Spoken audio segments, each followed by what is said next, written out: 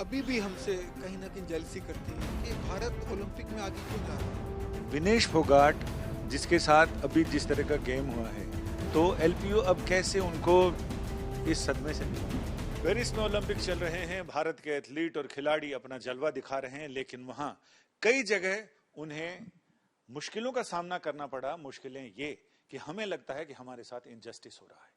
हम बात कर रहे हैं राज्यसभा सांसद और एलपी यूनिवर्सिटी के चांसलर अशोक मित्तल जी से।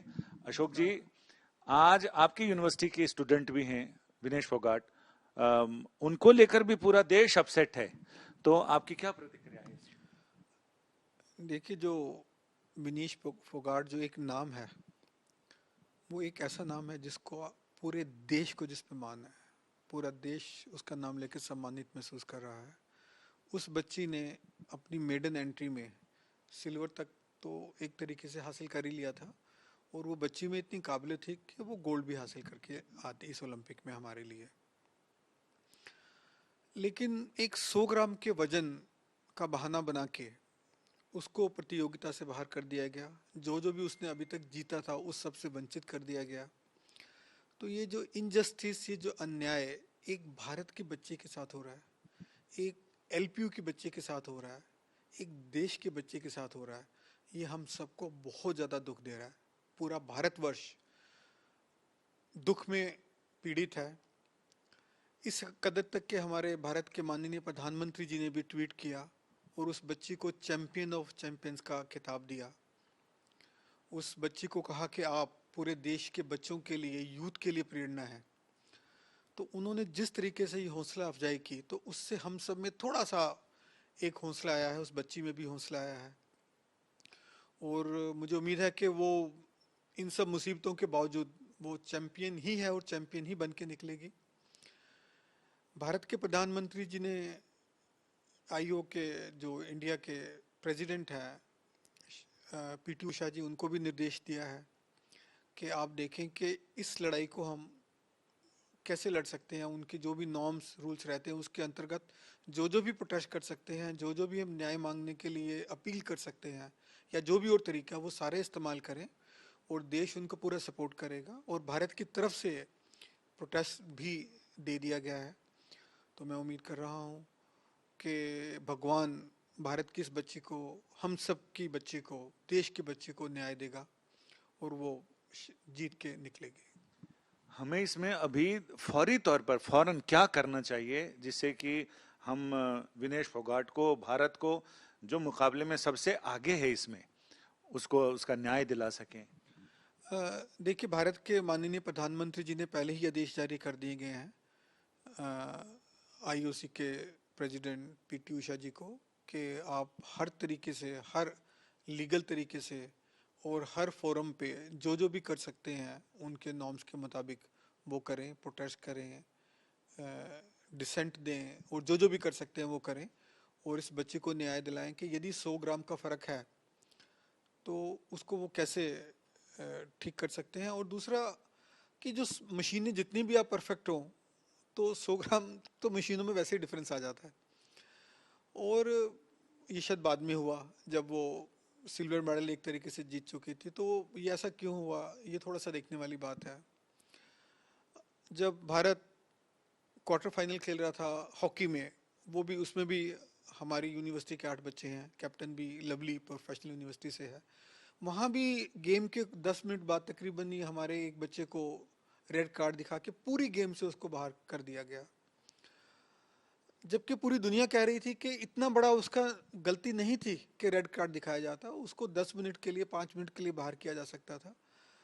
तो वो लगता है कहीं ना कहीं जो वेस्टर्न कंट्रीज हैं वो अभी भी हमसे कहीं ना कहीं जेलसी करती हैं कि भारत ओलंपिक में आगे क्यों जा रहा है। पिछली बार हमने बड़ा अच्छा प्रदर्शन किया, इस बार उससे भी बेहतर कर रहे थे, पर कहीं ना कहीं हमें लगता है खींचा जा रहा है। विदेशी ताकतें, वेस्टर्न कंट्रीज नहीं चाहती कि भारत खेलों में वो अपना रुतबा बनाए, और जो जो भी उनके हाथ में कोई भी तरीका लगता है उससे वो हमें खींचती हैं। तो मुझे लगता है भारत सरकार ने इस चीज़ का संज्ञान लिया है, प्रधानमंत्री जी ने खुद संज्ञान लिया है। तो हम, भारत की अपनी एक वैल्यू है पूरे विश्व में, तो हम, हमारी, हमें जस्टिस मिलेगा, न्याय मिलेगा। लवली प्रोफेशनल यूनिवर्सिटी की बात करें, एलपी यूनिवर्सिटी की, जिसके आप चांसलर हैं, तो उसमें कितने खिलाड़ियों के लिए अलग से क्या सुविधाएं रहती हैं जिससे कि वो यहाँ तक पहुँच पा रहे हैं, और दूसरा वो अपनी जो स्कूल कॉलेज की पढ़ाई है उसको लेकर कितने कम है? देखिए, मैं बताना चाहूँगा कि लवली प्रोफेशनल यूनिवर्सिटी में सबसे पहले जो ये ओलंपिक है, इसमें 24 बच्चे अकेले एलपीयू से गए हैं। भारत से टोटल 117 बच्चे गए हैं, मतलब 21% बच्चे लवली प्रोफेशनल यूनिवर्सिटी को से गए हैं, जो ओलंपिक में भारत का प्रतिनिधित्व कर रहे हैं। जब मैं विश्व स्तर की बात करूं, तो विश्व में सिर्फ स्टैनफोर्ड यूनिवर्सिटी एक ऐसी यूनिवर्सिटी है जिसने हमसे ज़्यादा बच्चे, एलपीयू से ज़्यादा बच्चे ओलंपिक में भेजे हैं। हम विश्व में नंबर 2 पे हैं किसी यूनिवर्सिटी के द्वारा ओलंपिक में बच्चे भेजने के मामले में। लेकिन इस सबको करने के लिए हम तकरीबन 1200 से 1300 बच्चों को फ्री एजुकेशन देते हैं, फ्री हॉस्टल देते हैं, फ्री फूड देते हैं जो उनकी गेम्स के मुताबिक होता है, प्लस जो जो भी उनकी ट्रेनिंग के लिए, इक्विपमेंट के लिए मदद होती है हम पूरी करते हैं। और हम भी ट्रेनिंग करते हैं, और ऑफ कोर्स भारत सरकार की अपनी अकेडमीज हैं जिसमें स्पेशलिस्ट ट्रेनिंग मिलती है उनको, वो वहाँ भी जाके करते हैं। आप कभी आए यूनिवर्सिटी में, आप देखेंगे कि हमारा ऑल वेदर स्विमिंग पूल है, 12 बैडमिंटन कोर्ट्स हैं, 6 स्क्वाश कोर्ट्स हैं, इंडोर बास्केटबॉल कोर्ट है, वॉलीबॉल कोर्ट है, प्लस और शूटिंग रेंज है, प्लस और बहुत फैसिलिटीज़ हम लोगों ने क्रिएट की हुई हैं। फैसिलिटीज़ क्रिएट करना एक बात होता है, उनको कोच करना, तो उसके लिए अलग अलग गेम्स के, अलग अलग एथलीट्स के, एथलेटिक्स के कोच रखे हैं, वो उनको ट्रेन करते हैं। और इसके अलावा स्टेट गवर्नमेंट के साथ, भारत सरकार के डिफरेंट अदारों के साथ मिलकर जो भी हम बच्चों के लिए कर सकते हैं वो करते हैं, और उसी वजह से है कि आज ये हमारी पोजीशन है। अगले ओलंपिक में कितनी उम्मीद है कि जो रजत पदक पे आप हैं तो मेटल का रंग चेंज हो जाएगा, अगली बार एलपीयू सबसे ज्यादा कंटिजेंट में अपने स्टूडेंट? मैं इसमें आपको बताना चाहूँगा, 2020 के टोक्यो ओलंपिक थे जो 2021 में हुए थे, उसमें हमारे 13 बच्चे गए थे, और उन 13 बच्चों में 12 बच्चे मेडल लेकर आए थे। मतलब जैसे हॉकी में 7 बच्चे लेके आए थे, नीरज चोपड़ा जो गोल्डन बॉय है वो भी एलपीयू का बच्चा उस टाइम भी था, आज भी है। ऐसे ही बजरंग पूनिया था, ऐसे ही पैरा ओलंपिक्स में हमारे बच्चे थे, निषाद करके जो सिल्वर लेके आया था। तो ये हम लगातार मेडल जीतते आ रहे हैं, गोल्ड भी जीता है। और इसके साथ साथ जो एशियन गेम्स हुए पीछे अभी 2 साल पहले, उसमें 40 बच्चे एलपीयू से गए थे, और उसमें 4 ब्रॉन्ज जीते हमने, 4 सिल्वर जीते और 4 गोल्ड मेडल जीते। और अब अगले 2028 की बात कर रहे हैं, तो 13 बच्चों से हम 24 बच्चों पर पहुंचे, और उम्मीद कर हम 24 से अगले साल जब अगले जाएंगे तो कम से कम 40 को क्रॉस करने की कोशिश करेंगे, क्योंकि हमें फक्र है कि हम देश के लिए, अपने देश की स्पोर्ट्स के लिए, देश के युवा के लिए, देश के बच्चों के लिए कुछ कर पाएँ। यही किसी यूनिवर्सिटी का ध्येय होता है, और हमारा भी वही ध्येय है।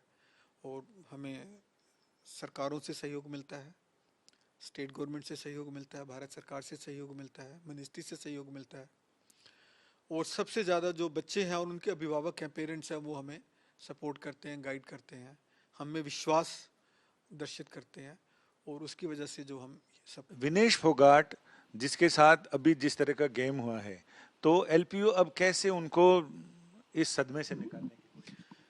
देखिए, उस सदमे से तो पूरा देश उसको निकाल रहा है, हमारे देश के माननीय प्रधानमंत्री जी निकाल रहे हैं, हमारा रोल तो उसमें छोटा सा होगा।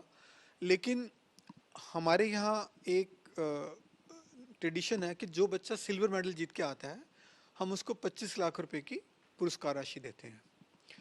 तो हमारे हिसाब से तो वो चैंपियन है, वो सिल्वर मेडल जीत चुकी है, तो हम उसको 25 लाख की राशि अब भी देंगे, चाहे उसको फॉर्मली मेडल नहीं मिला है, पर हमें पता है वो मेडल विजेता है, और उसका हम पूरा सम्मान करेंगे।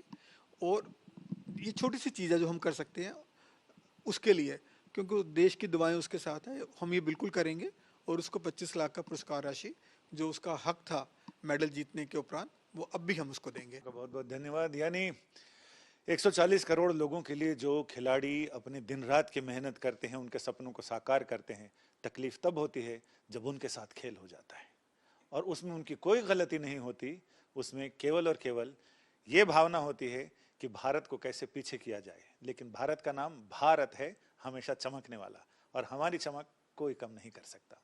कैमरामैन प्रेमचंद मिश्रा के साथ संजय।